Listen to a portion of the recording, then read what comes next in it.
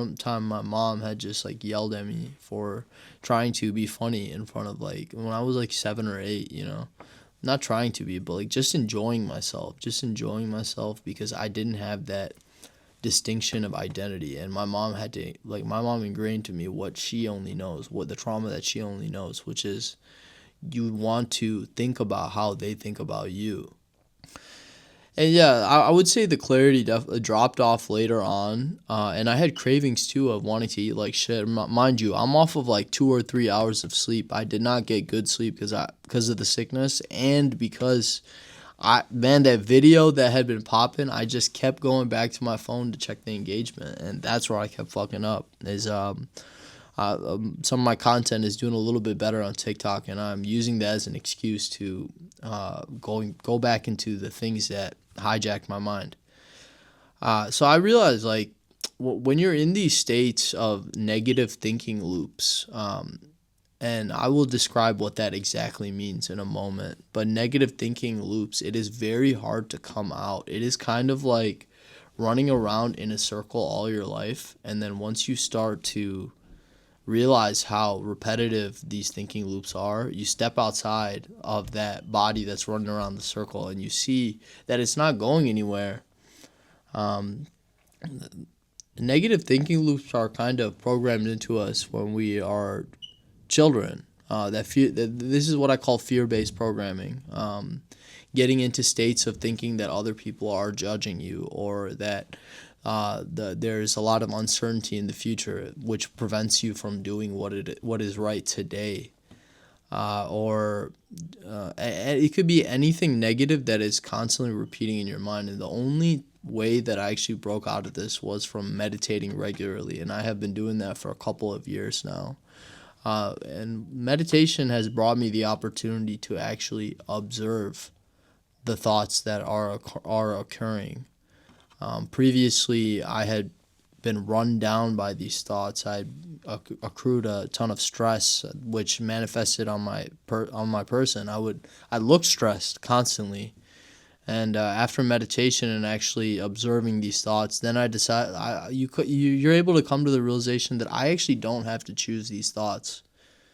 These thoughts don't serve me because let's just take for example I can tell you the irrationality of a lot of these thoughts, like the fear of judgment, right? When you're out in public and you don't feel like you can just be yourself.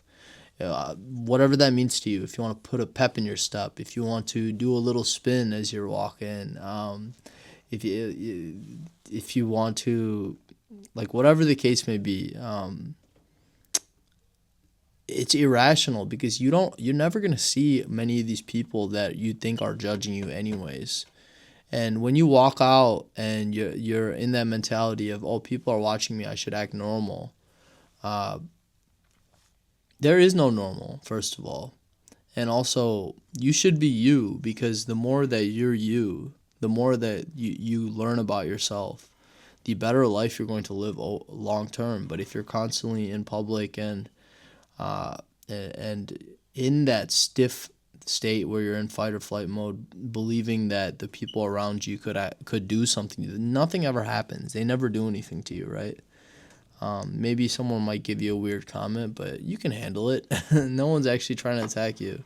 So there's irrationality in that fear of judgment, fear of not being accepted. So it's born from a place where you don't accept yourself. So you have this desire to be accepted by other people, to give yourself the illusion that you're being accepted by yourself. So there's that. And then the fear of impending doom, like the fear of being in a state of being so uncertain of the future. And what does that do? You're constantly thinking negatively and what badly could happen. So it prevents you from taking steps today. People are it's irrational because people are getting stressed out. They're looking at the entire puzzle and they're like, oh my God, I don't have this puzzle put together, instead of putting a single piece together each at a time. And the beauty about it is that you can put a piece down and put more pieces down. And if you don't like what the picture is turning out to be, now you can actually change puzzles. But instead, people get into the state of fantasizing about what the puzzle will look like. And when I say that, I mean people fantasize and have these pipe dreams. Not they're dreams, but don't get me wrong, they're dreams, but they are not acting on them. It's easy to release some dopamine, some kind of low quality dopamine, and maybe talk about it to a bunch of people, or even just picture the idea of you breaking out and becoming wealthy, whatever the case may be, becoming a successful YouTuber, successful social media influencer, you getting to that position.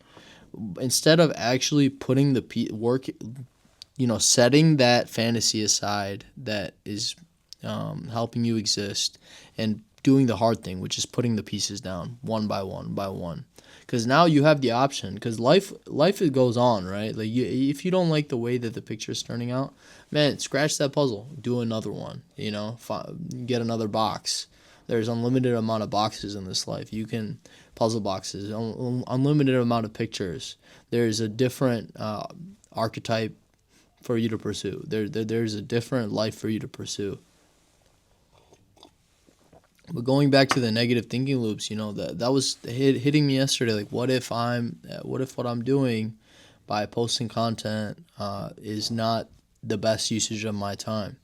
And these are just lies of the mind. The mind will gang up on you when your body is weak, when you're inflamed, when you're sick, when you're tired, especially when you're tired. And that is when it is the loudest, and that is when it is trying to convince you to betray yourself, because that furthers you down that path. Like yesterday, like one of the things, even when I'm eating healthy, I can really overindulge in protein bars. Like the Fit Crunch, Robert Irvine peanut butter protein bars, delicious, man. It tastes like a candy bar. Sometimes I can go through 9 of those. I have literally done that. That's straight gluttony. And every time I do that, I know that I shouldn't be eating this much, but I keep doing it because it takes me out of my mind. It makes it so I have to focus. I'm focusing on the delicious taste of the peanut butter bar. I'm a big peanut butter fan, man. So I don't have to think at all when I'm eating. But it takes me out of the negative thinking loop, as opposed to sitting through it, observing it, breaking it down, or just letting it pass. Like yesterday, I had to just let it pass, and I sidestepped the craving. I fell asleep and I woke up so much better, so much better. This fear-based programming is a nasty thing. It's something that we learn when we are kids. When you have kids that have not been touched by adult trauma, they do not have a state of division. They are not, because a lot of what this negative thinking loop will do to you is that it will isolate you and prevent you from really opening up and talking to other people. It makes it so that everyone is isolated, and when you're a child, like there is a much looser concept of the self in general. Like when kids are playing, right, like from a very young age, they are not like thinking, oh, should I approach this kid, or should I say this? Like, what if it comes off in the weird way?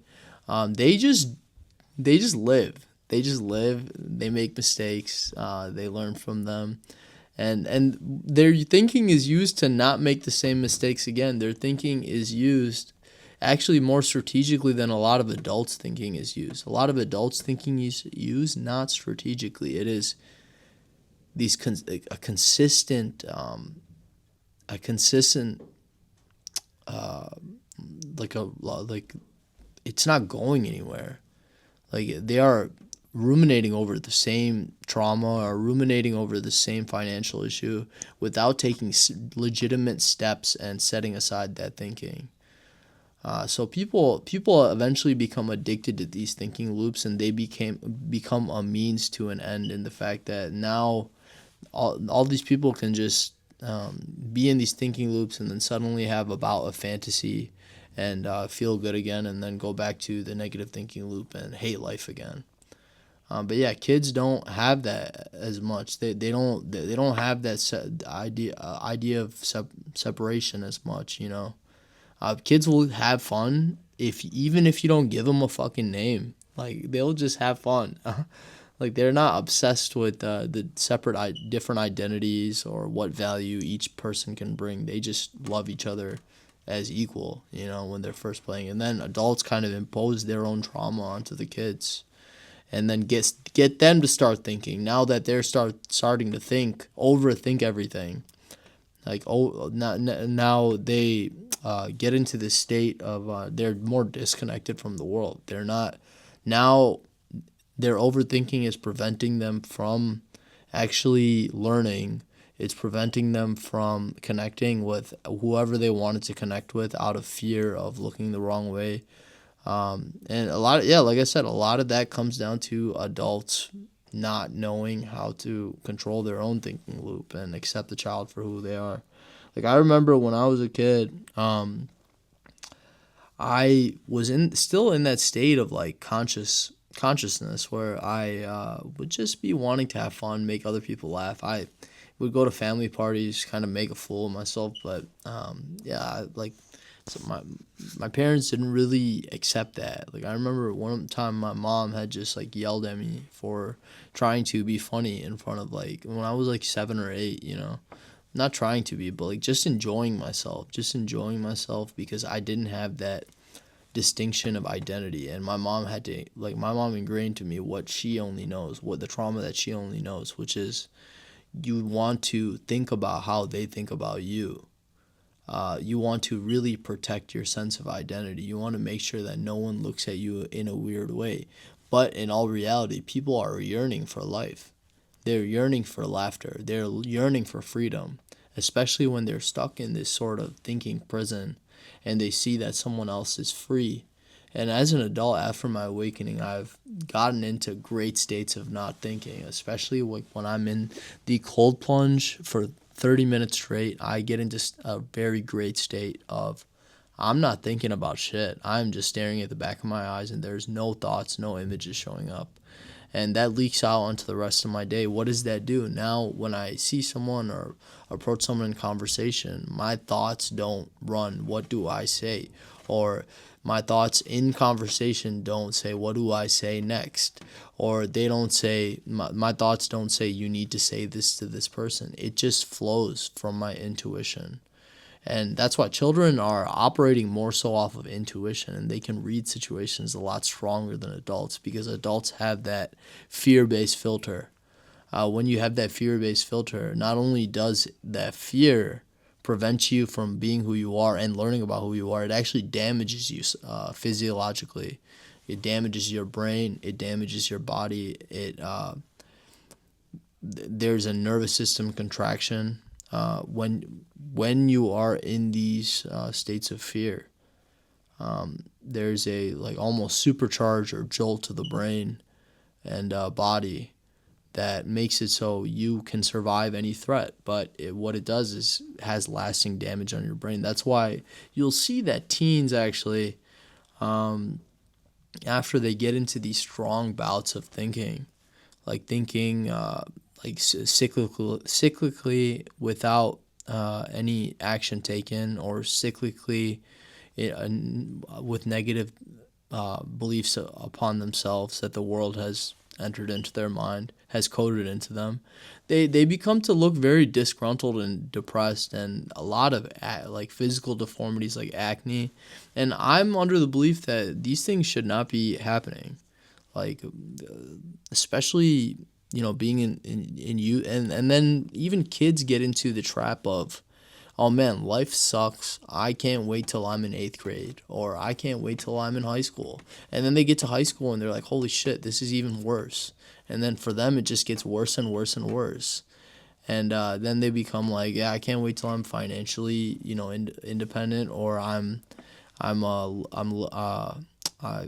get this job, and then they realize this is still it. Nothing ever solves it for them. It all started with their overthinking of who they were and their approach to life that was almost like it's almost like smeared. It's almost like it's a blur.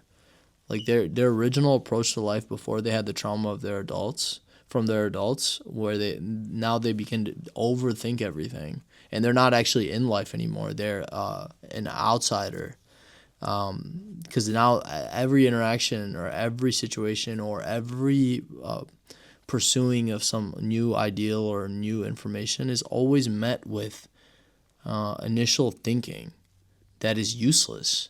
That usually is useless. Thinking is a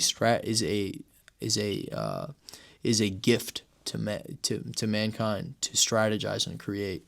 It is not meant to be used to decode every single small situation or every single opportunity. Sometimes it is best to go in free, have a freedom of thought, and see and let your intuition, decode the situation and I've found, from my personal experience, when I took most of my thinking out of it, I would be having the best conversations. I would come across a person I've never met before. We'd end up talking for 2 hours straight, 1.5 hours or 2 hours straight. I found myself being myself in general because I stripped away this unnecessary thinking, like that people were judging me or whatever the case may be. My mind didn't run any processes like that, because the moment that I start doing that, it's like I start stressing, and it's just like one question can lead to 5 more. Now all my mental effort is not actually focused on the present where I'm at, like a child would be before the trauma, because they're present and they're having fun with all their friends, not thinking about stuff. My mind would just run down all these things that are completely, it's almost like the brain is so powerful that it needs to work out some sort of problems. And someone at the top, or elite, whoever you want to call, have figured that out to be a weakness of mankind. If you can get them into thinking loops, you can get them into a prison. You can get them into isolation. You can get them into feeling like they're nothing. You can get them to be stagnant their entire lives. And if you can get them to do these things, now you can sell them all kinds of shit. Now you can get them to get into certain thinking loops where they'll only be alleviated from this mental agony from buying their item or buying or pursuing the general framework that people are supposed to pursue. And when I say that, I mean like marriage by the sage, house by the sage. Instead of having people under the belief that they are beings of great creative expression, great creative thought, great creative understandings, problem solvers, critical thinkers. Yet society will have them believing that the elite will have them believing that like they are moving along in life when they are just following a conventional path that has been set up to induce this stressful thinking. Like people put so much pressure on themselves to meet this certain framework instead of actually realizing who they are and what they could offer to the world. Like, who knows, man? Who knows how many great writers, how many great athletes, how many great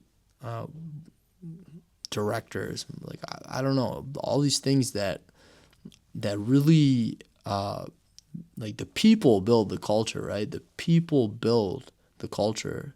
And when you give people that autonomy to build and that it can't be controlled in a way that the elite want, it's dangerous for them because now they don't control the narrative anymore. So a lot of the things that are present now are probably relatively filtered and controlled, at least the bigger things. So when you get all the people to understand their power of creativity and have them out of these thinking loops, so now they're using the certain part of their brain, the prefrontal cortex, to strategize and build things, like reason and build things, as opposed to consistently worry every single day about how other people are looking at them or whether or not they're fitting the framework. Now you have people that are not as profitable because they're spending more time developing themselves. They're spending more time learning about themselves. They're spending more time on their own creative projects, their own self-power. And people that are powerful don't realize that they don't need every product. People that are weak are always looking for something to quell the weakness, something to quench their thirst. They're starving for life. They're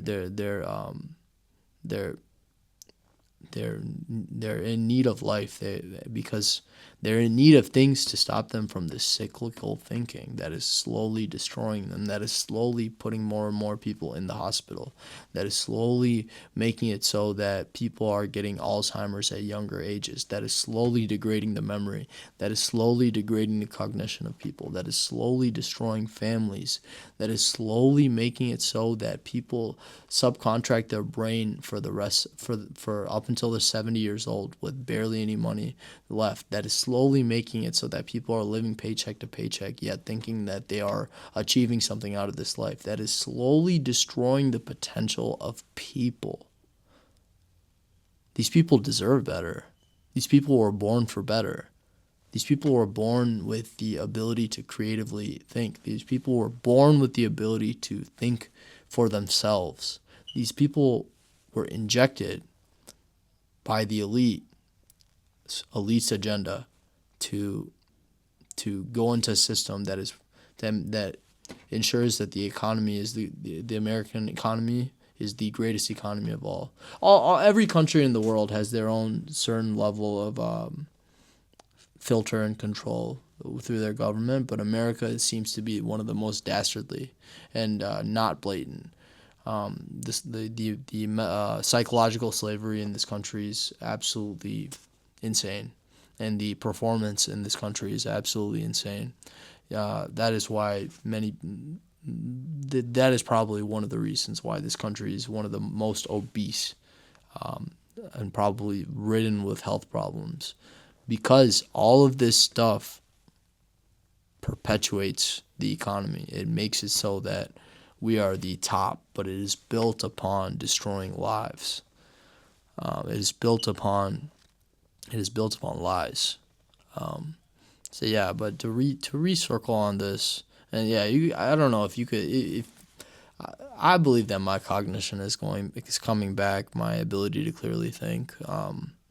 If you comment if you think that I'm wrong, but yes, these negative thinking loops that are not actually representative of the greatness of people is the latter would be that as from a youthful age we are taught to have fun. Our spaces are designed to have fun. Fuck it. Why don't we add a slide that kids can slide into to get to school? Why do we have to make it resemblant of prisons? Like just having more fun, really letting the kids know about their power and really letting them know, like, this shit ain't an anime movie or an anime show, but really just letting them know about their self-power, like they can achieve anything. Yet to induce this cyclical loop, cyclical negative thinking loops to this prison, they have to let them know that they are imposters, that they need to rely on the grading system to feel like they are successful from a young age. That is a conditioning for the real world. You are now being judged by the salary that you have, and everyone is, like building a hierarchy based upon this disintegration of community, the pushing up of the false self and an illusory self, because you will find that many of these people that try to get to the top of these hierarchies are not actually happy. They're relatively depressed and trying to gain the validation of others, or they're falling into substance abuse, or they're having extremely difficult marital family problems. It's very rarely that they will value a sense of mind and what is actually real.